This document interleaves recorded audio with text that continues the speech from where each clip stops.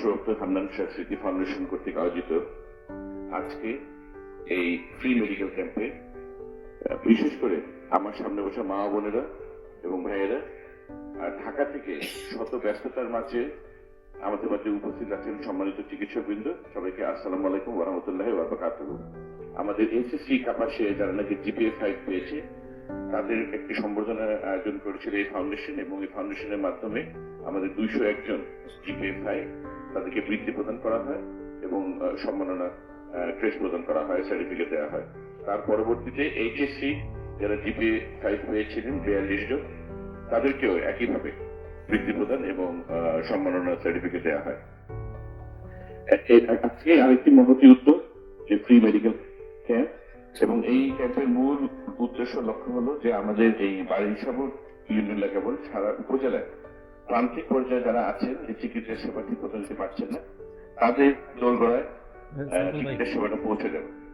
আমি কৃতজ্ঞতা প্রকাশ করছি সম্মানিত চিকিৎসক বৃন্দকে, কারণ আপনারা জানেন যে ওনাদের কিন্তু কোনো ছুটির দিন নেই, শুক্রবারও ওনারা ছুটি পান না, এরকম কিন্তু ওনাদের জীবনটা।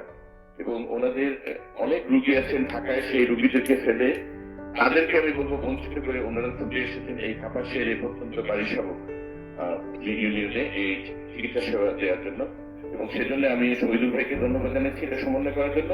এবং আসুন আমরা সবাই একযোগে আমরা হাত তালিতে আমাদের চিকিৎসকদেরকে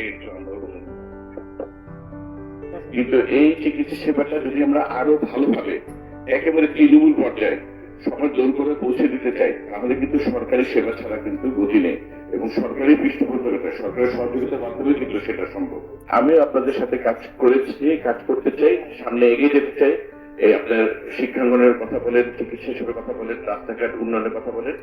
আপনারা আগামী 12 ফেব্রুয়ারি 2026 ধানের শেষ মার্কে ভোট দিয়ে আমাকে জয়যুক্ত করলে ইনশাল্লাহ আমরা এই চিকিৎসা সেবা যেটা সরকারি পর্যায়ে সর্বোচ্চ যে সেবাটা দেওয়া সম্ভব সেই লক্ষ্যে আমরা কাজ করবো। সবাইকে ধন্যবাদ। আসসালামু আলাইকুম ওয়া রাহমাতুল্লাহি ওয়া বারাকাতুহু।